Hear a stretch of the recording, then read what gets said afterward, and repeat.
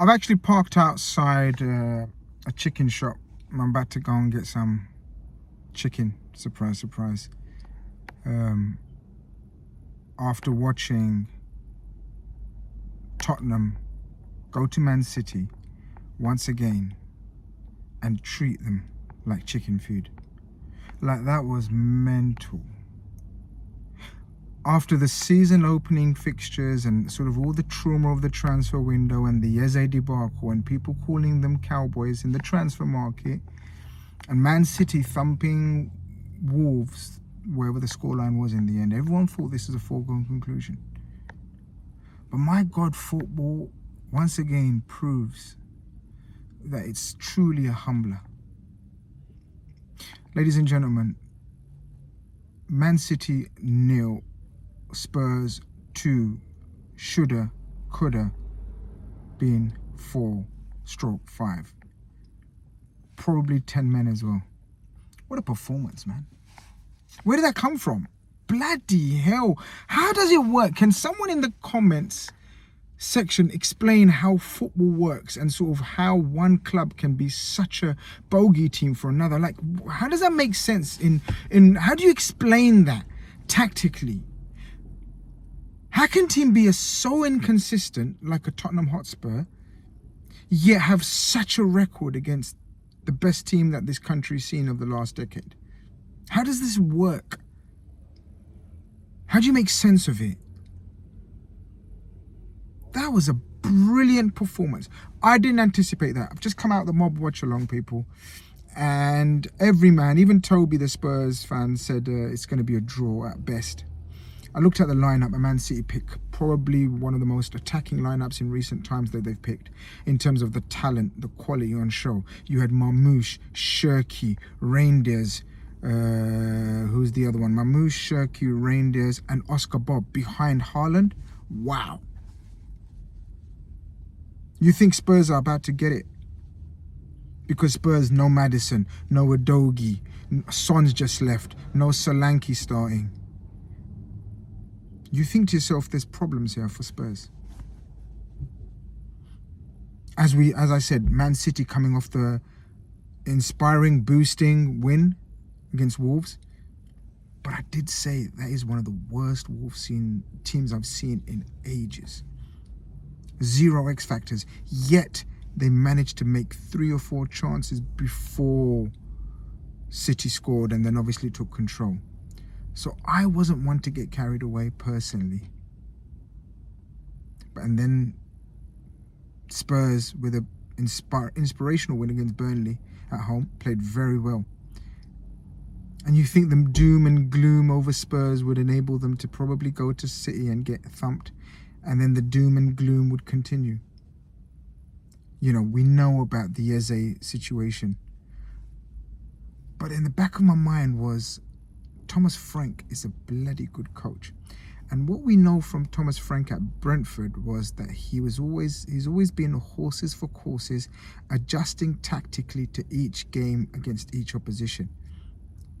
We knew, even though he went there and smashed them last season, we knew Spurs' previous manager wasn't very adaptable, wasn't very fluid, wasn't very, it is what we are, mate. It is what we do, mate, type coach. Whereas Thomas Frank, what we know from Brentford is he would change to a back 3, back 5, back 4, adjust the midfield, play with wingers, play with 2 number 10s, different approaches for different teams tactically. And a lot of Spurs fans, including Toby, were a bit surprised in terms of his not going back to a back 5 in this game like he did against PSG. Very successfully. I know they lost in the penalty shootout, but they were successful in their overall game approach. And then he goes and picks a back 4 and a very workaholic, athletic, powerful 3 in midfield. And I think that's where he won the game. I'm not a tactico and I'm not a stato, but I'll be shocked, amazed, if every single one of Spurs midfielders didn't have a minimum of 65% dual winning rate. Minimum. Let me know in the comments if that's actually the case, because I'll be surprised. City went out the races. City went out the races physically. And what do we know about this Premier League? It's bloody demanding physically. When City were at their best, dominating this week in, week out, amongst all their amazing footballers, technically, they had dual monsters. They had players that would win every duel. Even Kevin De Bruyne. We know Rodri. The likes of Diaz. Nathan Ake in his primes. Or even Gvardiol. Dual winners. I'm sorry. I didn't see them win any duels today. I'm struggling. I thought Romero was magnificent up against Haaland. Porro. And Jed Spence, I think there's a case to say Jed Spence is probably one of the best fullbacks of the Premier League. In fact, there's a very strong case. But I'm struggling to find a better fullback than Jed Spence right now. I'm struggling to think of a better. Jed Spence was magnificent. We know how good Oscar Bob is. Oscar Bob is so good that Pep's willing to let Savinha go out. That's how much I rate Oscar Bob. I was sad to see him get injured last season, because you don't want to see a young player's career ruined by a serious injury. We don't know how they're going to be when they come back. But Jed Spence ate him alive. And as I said, those three in midfield, everyone was looking forward to seeing Reindeers, who had a magnificent start last season, Shirky, this creative genius that they've got now, and Marmoush playing behind Haaland. Not a sniff. I mentioned on the watch along, when can we talk about them getting involved? And the lads were saying it's only 15 minutes in. They were right, but I was just trying to troll and banter and bait the City fans in the chat. And I was saying, when do we have a chat? When do we have a chat? I don't think Reindeers or Shirky had a touch of the ball in any significant form in the final third until the minute 36, 37, I remember. Just overall influence on the game was zero. Now, do we credit Thomas Frank and his setup and the midfielders, or do we criticise and think about Pep? And don't forget, this is on the back of last season, where they weren't looking the City of old at all.